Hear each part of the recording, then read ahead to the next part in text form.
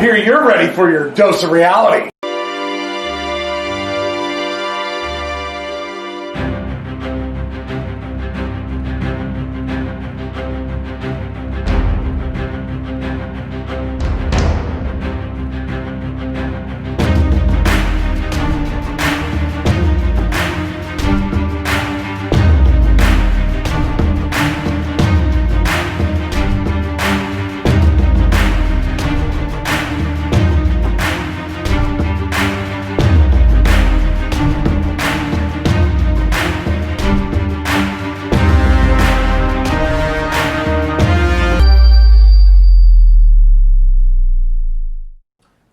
What's up, everybody? Welcome back to the Dr. Quack podcast. I'm your host, Dr. Quack, and I'm the important one, Mr. Mayhem, and today we're talking about something a little bit different. We're going over a WCW pay-per-view today. That's right. This came at request from Rebecca in West Virginia. She wanted us to talk about some WCW pay-per-views. So we found this one here, Wrestle War 92. And for those of you that haven't seen it, before you finish watching, or before you watch our review, go check this out. This was actually a really good pay-per-view for the beginning era of WCW in 1992. It's worth your watch, so if you have not seen it, pause us, go watch it, come back and see us, and see if you agree with the assessment that we have of this pay-per-view. That's right. I mean, this was a big transition, I believe, in professional wrestling because you know, the WWF was slowly going towards the next generation era at this point, and a lot of the guys that were in the 80s ended up here, I noticed. And it was weird, a lot of the younger guys you saw here ended up going towards the WWF at that point. Yes, and this was right at the beginning of WCW. Ted Turner had recently purchased Jim Crockett Promotions, and they were still part of the NWA, and the NWA wanted to have Sting as the next world champion of the NWA. Ted Turner and Jim Crockett Promotion wanted Lex Luger. They thought they were going to be competing with the WWF. They needed a larger-than-life character that they thought Sting, with his size, was not good enough compared to the bulk and brutality of Lex Luger. So there was a big back and forth, and finally WCW split away, or Jim Crockett Promotions split away and became World Championship Wrestling in 1991. They put the belt on Luger. So this has already happened, and we're up now to May 17th, I believe, May 17th, 1992, where we have Wrestle War 92. Yeah, this took place in Jacksonville, Florida. Very wild contrast here on commentary. You had Jim Ross and Jesse Ventura.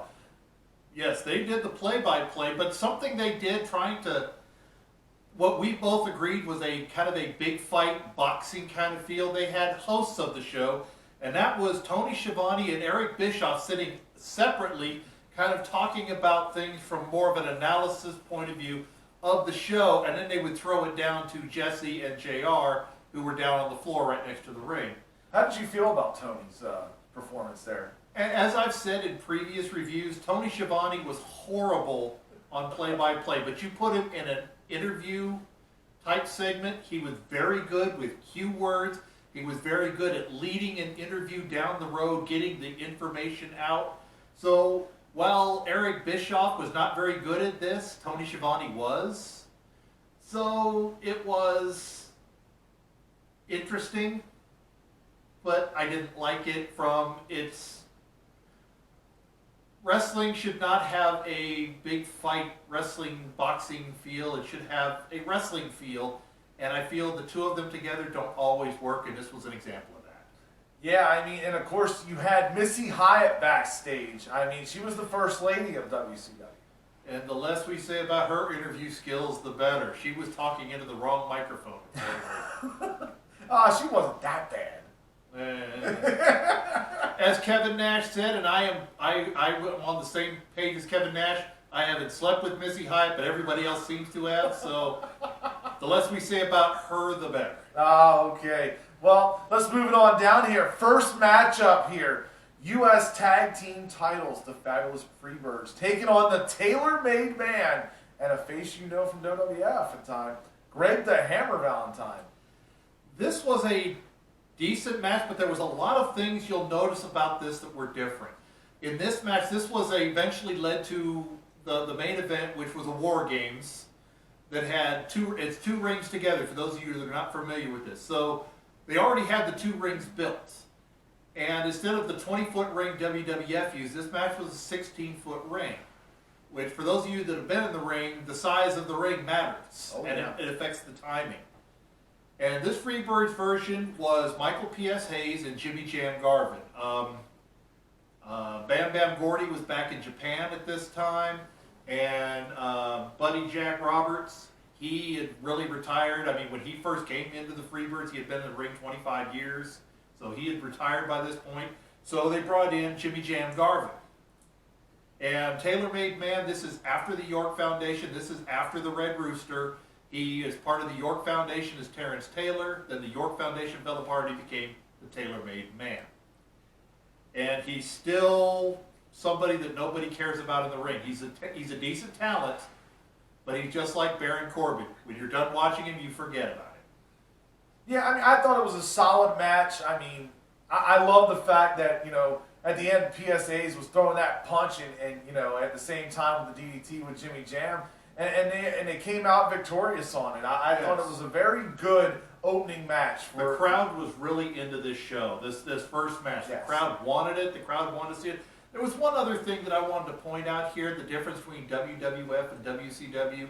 In the early 90s, WWF had already figured out to have somebody in a black jacket duck down and grab stuff off the ring and take it to the back. In this match, the U.S. Tag Team titles were sitting in the middle of the apron, and you could see the referee, who was Bill Alfonso, grabbed the titles and moved them to the corner, and they sat there for the rest of the match, right in front of JR and Jesse, who didn't even bother to take it down and set it on their table.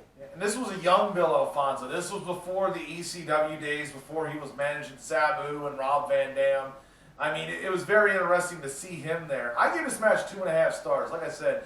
Which is exactly what I gave it. Go ahead. I really felt like this was just the way you want to set the table. This is what I always talk about when it comes to the opening matches. I mean, this one here kept me excited, made me want to see more. I wanted to give this match 3 stars. I only gave it 2.5 because there was a kind of a loss of the psychology partway through the match. And what I mean by that is there was somebody put on a figure 4. Taylor, I think, put a figure 4 on. Yeah, Terry Taylor did. And then after he was done with the figure 4, when they rolled around back and forth and kind of got out of the figure 4, then they went and attacked an arm. That's what I mean about a loss of psychology. If you've hurt a leg, why would you attack an arm? It should have stayed on the leg. Those few little technical flaws kind of drug it down to me, so I did only give it 2.5, but I wanted to give this match 3 stars. As he said, it was a very good, the crowd was really into it, it was really hot, the action was really good at setting the tone for the rest of the pay-per-view. Yeah, and I mean, coming up now here, this is the second match here, and I like this. Young Pistol Tracy Smothers against Johnny B. Bad. I gotta tell you, my problem with this whole match right here was the very beginning. Johnny B. Bad, I felt like he was trying to be a stripper here. He kept taking off clothes and acting like his tutti frutti self. I get it, Johnny B. Bad, that's all he knew. He didn't know Mark Marrow very well. No.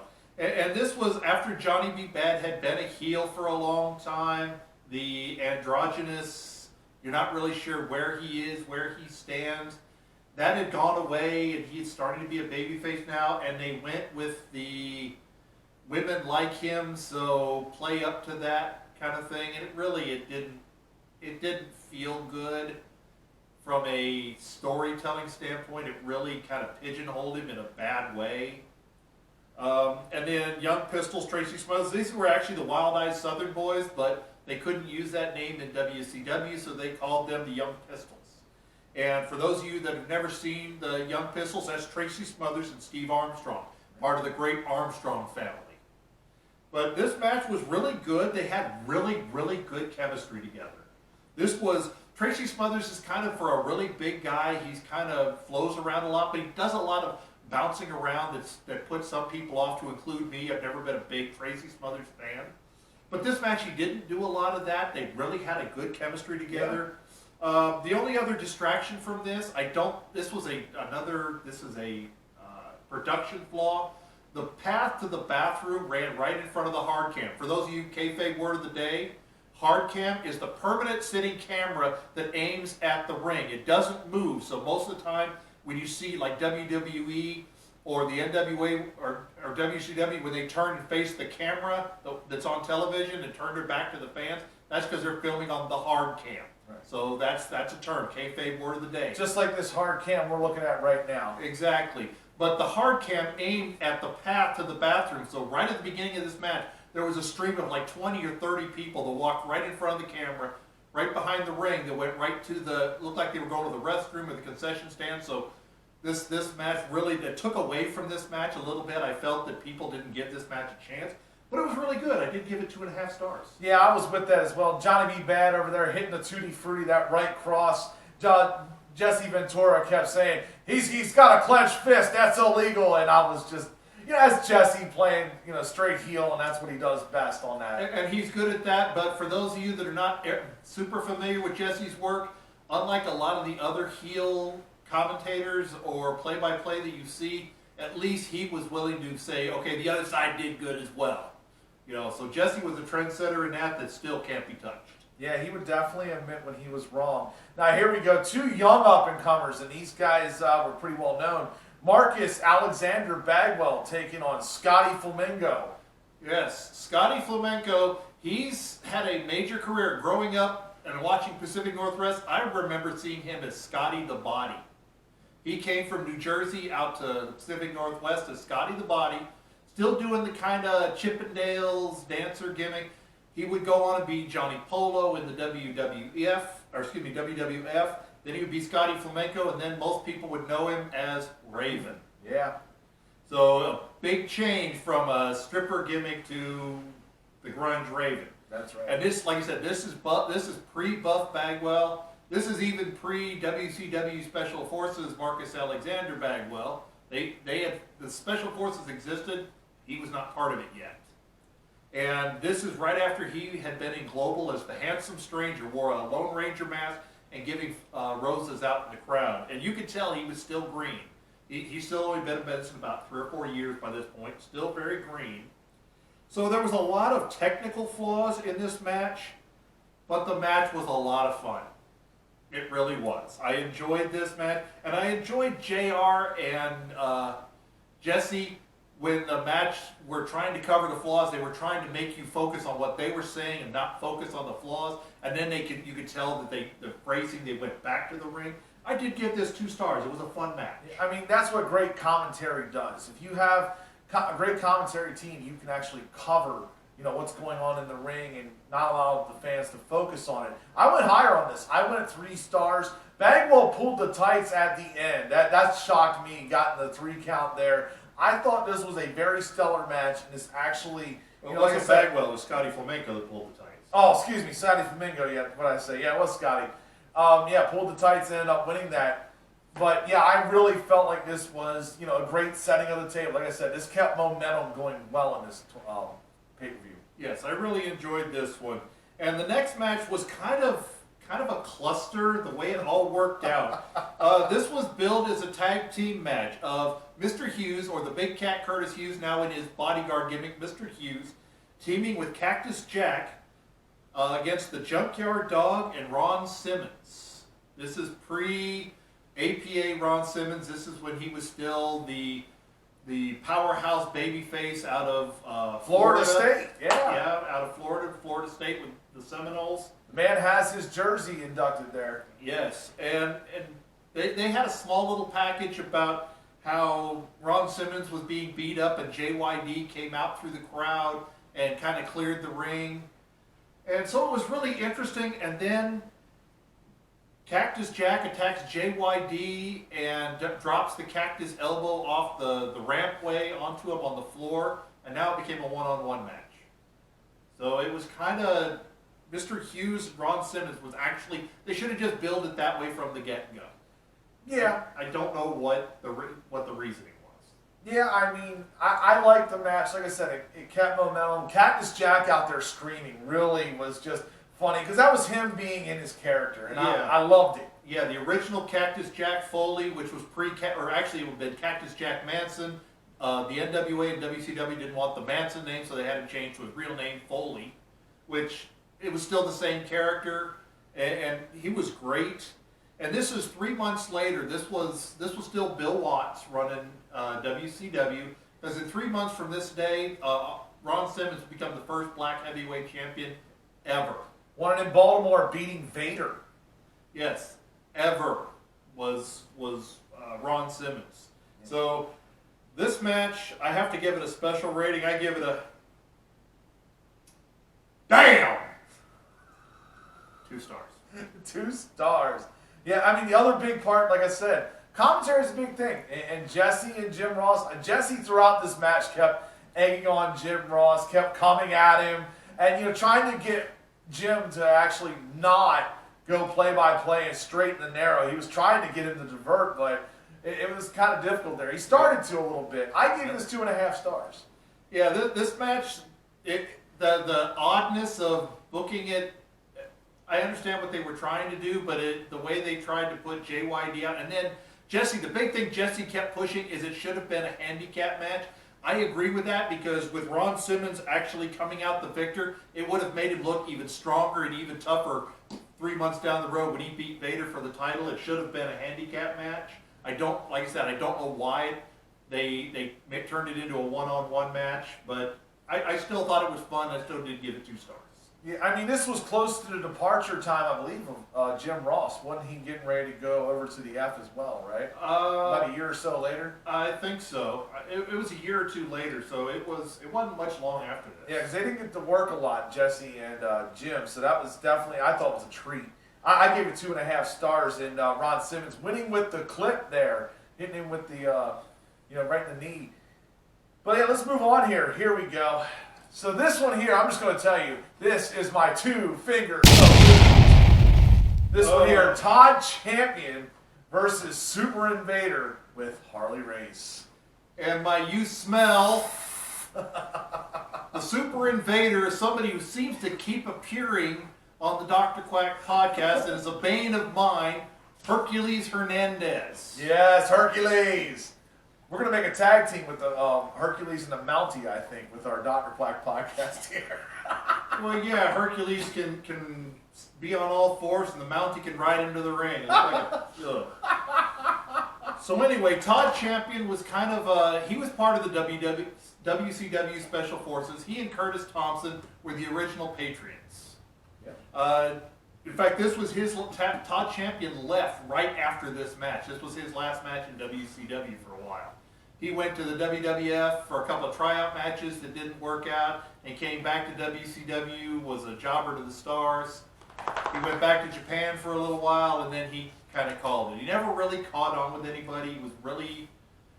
He was like 6'6", 6'5", about 285 pounds, and basically was Ted Arcidi with blonde hair. Yes. He could not move.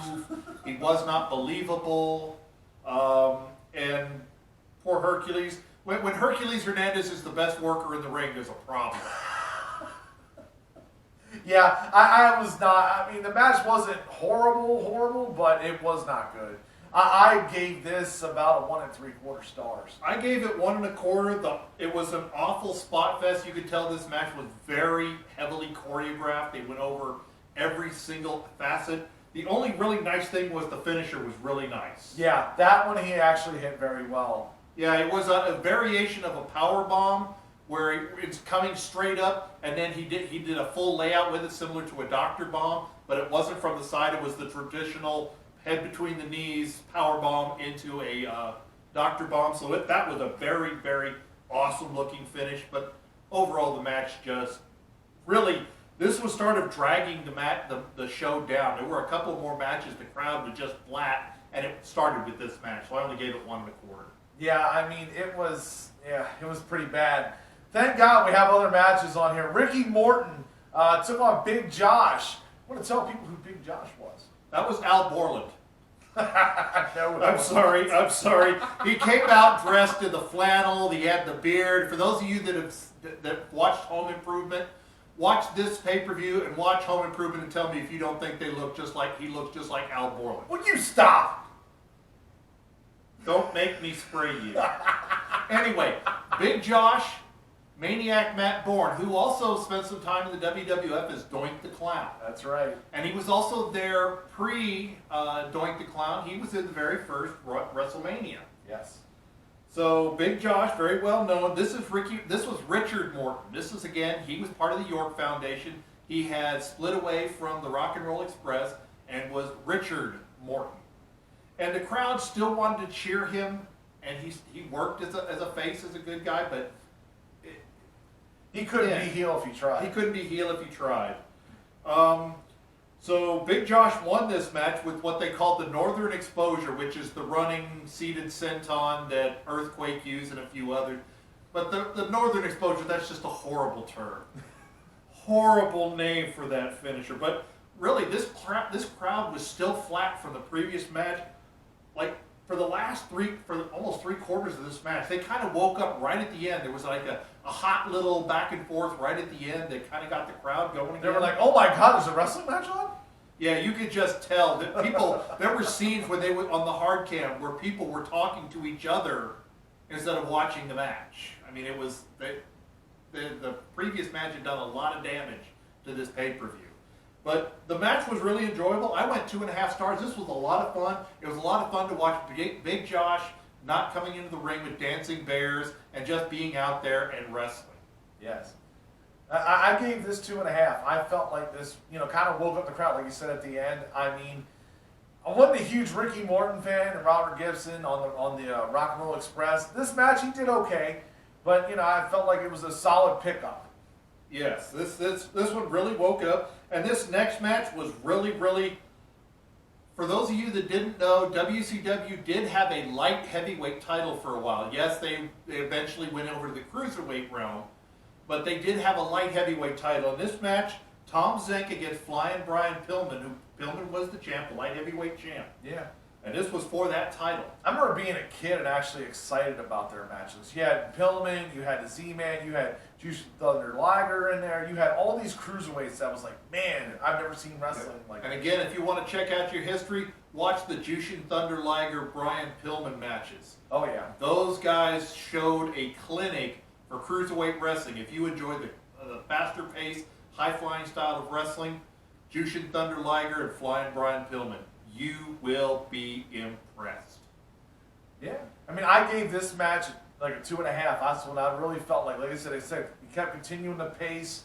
Pillman ended up retaining the title. I like the storyline they had going into this. It was like Z-Man just thought he was better than everyone else, and Pillman was going to prove him wrong. Yep, and the Z-Man thought that Pillman was holding him back, so they really built this two faces that kind of were on the fringe of being in the middle.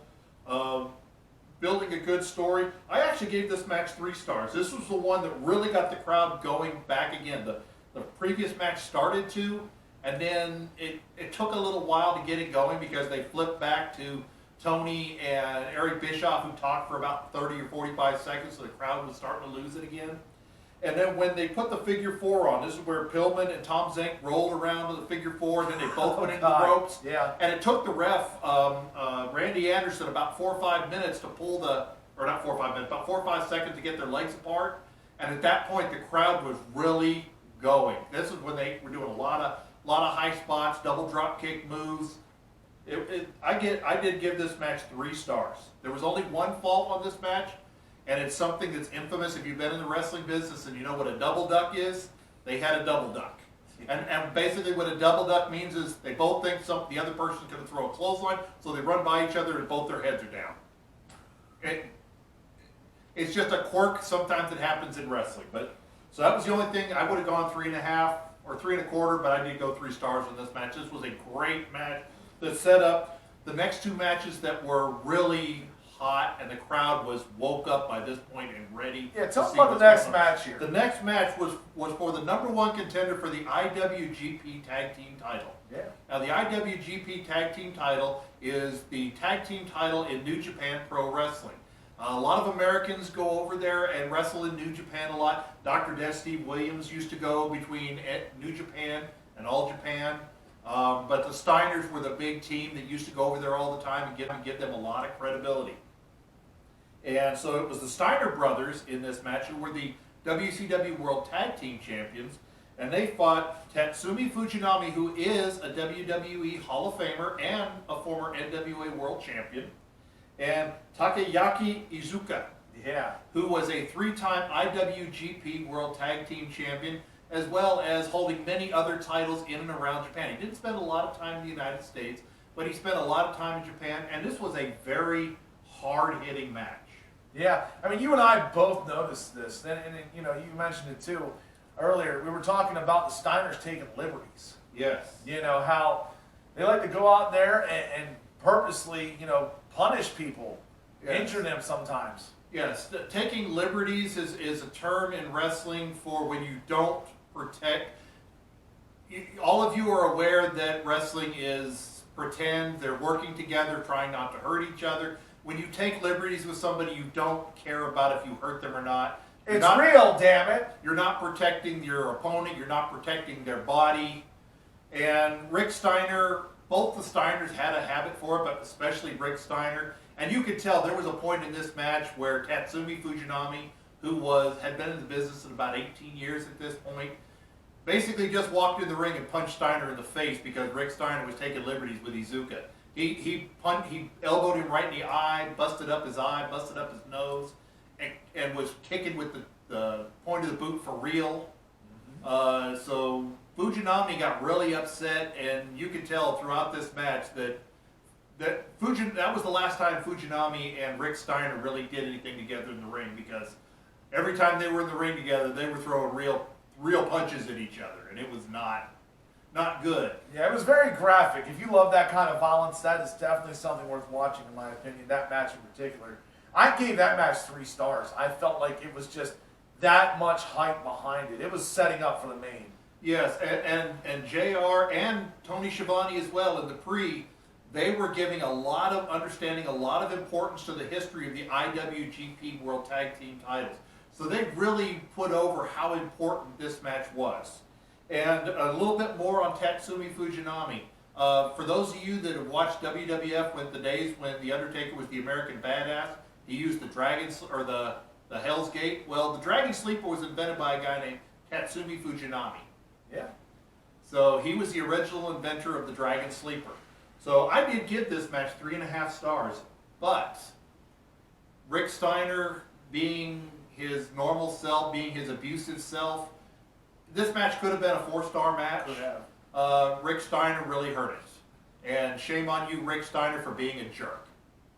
Because you were a great talent, but you're a jerk. Just like your brother. There you go, folks. So yeah, moving on to the main event here.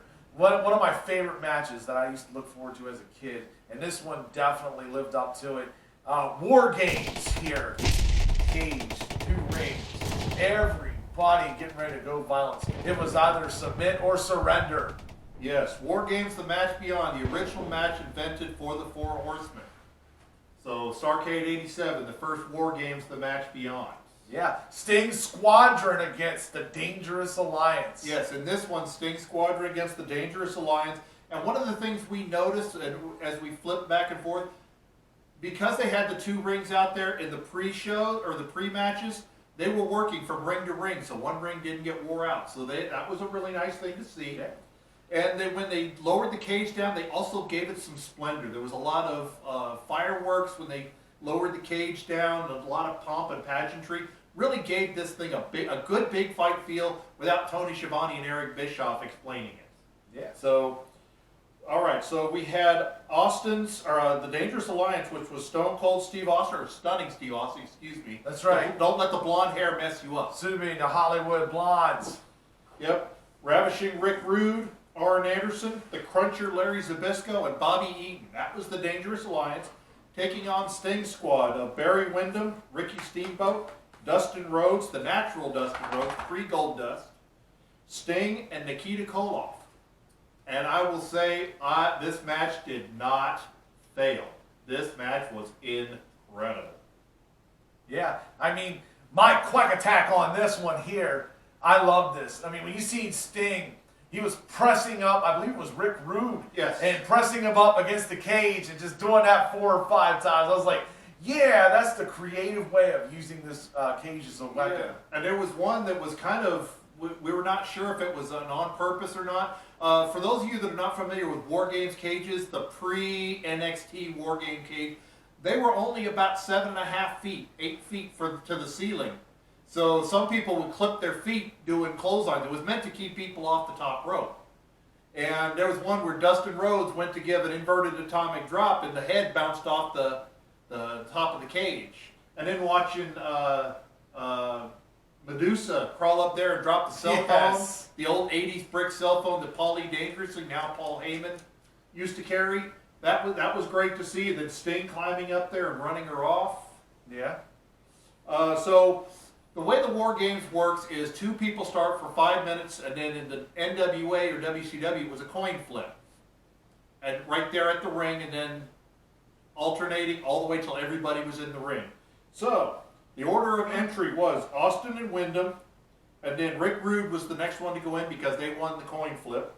Yeah. Then Steamboat entered, Arn Anderson, Dustin Rhodes, Larry Zbyszko, Sting, Bobby Eaton, and last in Nikita Koloff.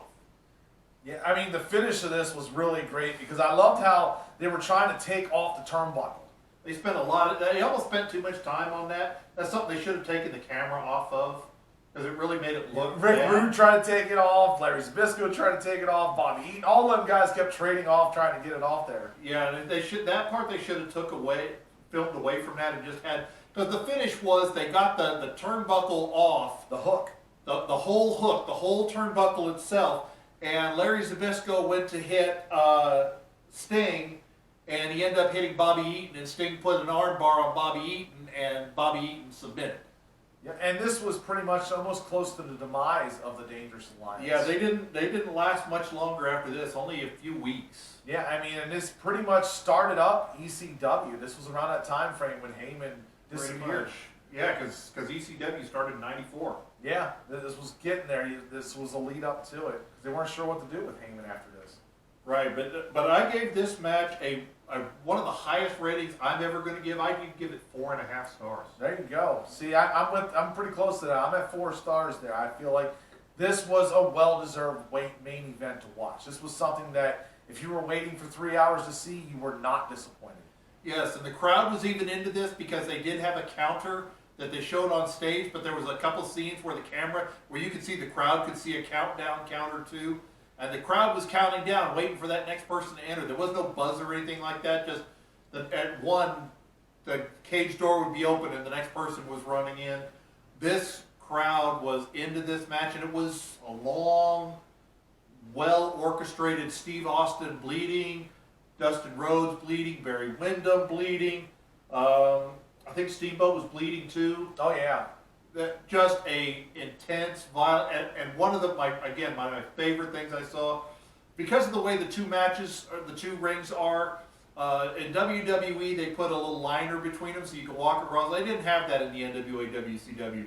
So Dustin Rhodes had Arn Anderson's head between the two and was pretending like he was trying to spike him through between the two. Yes. And the camera kind of caught the corner of that, but it was, just stuff like that the NWA, when they wanted to do a big match, the WWE just doesn't bring big match feel like the NWA and WCW. Yeah. And I did. I gave it 4.5 stars. I don't give, like he did, I don't give 5 stars.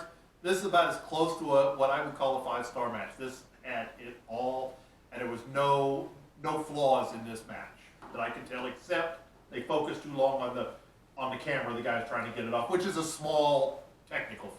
Yeah, but I mean, overall, it was a great match. I'd like to thank you guys for tuning in, for checking us out here. I want to let you know, we're going further down the line on WCW. We're going to check out this right here. Oh yeah, that's a good one. I'm telling you, we're going to chronicleize this because we're kind of going on the good, the bad, and you will see the ugly here coming up in later. And then we're getting the better with this one. This is not probably the most well-known pay-per-view, but this is probably better than the most well-known from the WCW era. So check it out, and we're going to chronicle what happened between Wrestle War 92 and what leads us up to what we're getting ready to review next Friday. That's right. I'm your host, Dr. Quack, and I'm the important one, Mr. Mayhem. Thanks for joining us on WCW Review. This came from Rebecca from West Virginia. So if you want to see some more stuff, send your questions or comments or ideas into us. Thank you, Rebecca, and I'm out.